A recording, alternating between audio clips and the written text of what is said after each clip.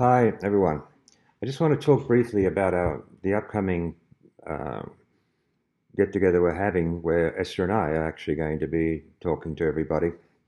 We have already done this once introduction, and I think we have all had a lot of fun. We got some great feedback. And this time, we're going to be following up, and it'll be divided into a couple of sections because it'll go for a couple of hours. Now, one section is going to be a follow-up on some of the work Esther was doing that triggered a lot of people, actually, if you went on the forum. And that was the concept of how we explore knowledge and the way we ask questions, etc. And she sort of told everyone they had to do their questions in 8 words. And some people really had trouble with that. And although there was some explaining, the fact is this is a very, very powerful tool. Just from my perspective, I know very often with me, if I ask a question, I do a lot of talk around the question to sort of buffer it or to explain why I'm asking the question. But it is also sort of defending the question. And it also sets you up that when you get an answer, you're putting it through the defense filter. And it's really a case of you really want knowledge. You've just got to throw it out there without all your other factors. Now, that's just one that really I relate to. And I'm always tending to be guilty of. I used to ask long-winded questions, okay? But it's a very powerful exercise, and I'm going to ask you to stick with it a bit because it's going to affect you very much also in the way you relate to your patients and to the world around you.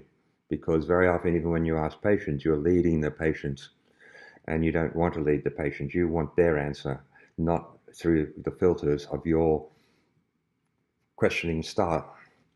So it's going to be in a very important section again. And then we'll also be having the other section will be what we'll be doing also in the long term is enabling questions from basically any part and any course the IBA teaches. Okay. Well, any course that I teach, I guess, and or Esther teaches. And that gives you a whole kaleidoscope so that we can enable people to explore. Now, some of you, there'll be questions on courses you haven't done, but I think you'll find the question and answer, you're still going to learn something from it. And it's just to enable you to, not be confined to we're just discussing, principles of consciousness.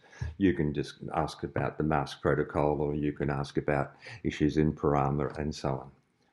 So it's an open field. Hopefully I'll be able to answer most of the questions. And I would suggest to you that you do not spend time building up to this to try and find questions I won't be able to answer. Because I can tell you, if I can't answer them, I won't. And I'll tell you I can't, okay? I have no illusions that I can remember everything in every course in Body Talk system. But I can bullshit very well and get around them pretty well. So it should be a lot of fun for us. And it will be a sort of an ongoing thing that we're going to do. And sometimes we'll emphasize more of the work that Esther does, other times more of aspects of Body Talk or whatever, and other times it'll be a neat interface and intercombination. Okay? So look forward to seeing you at the next one. Thank you.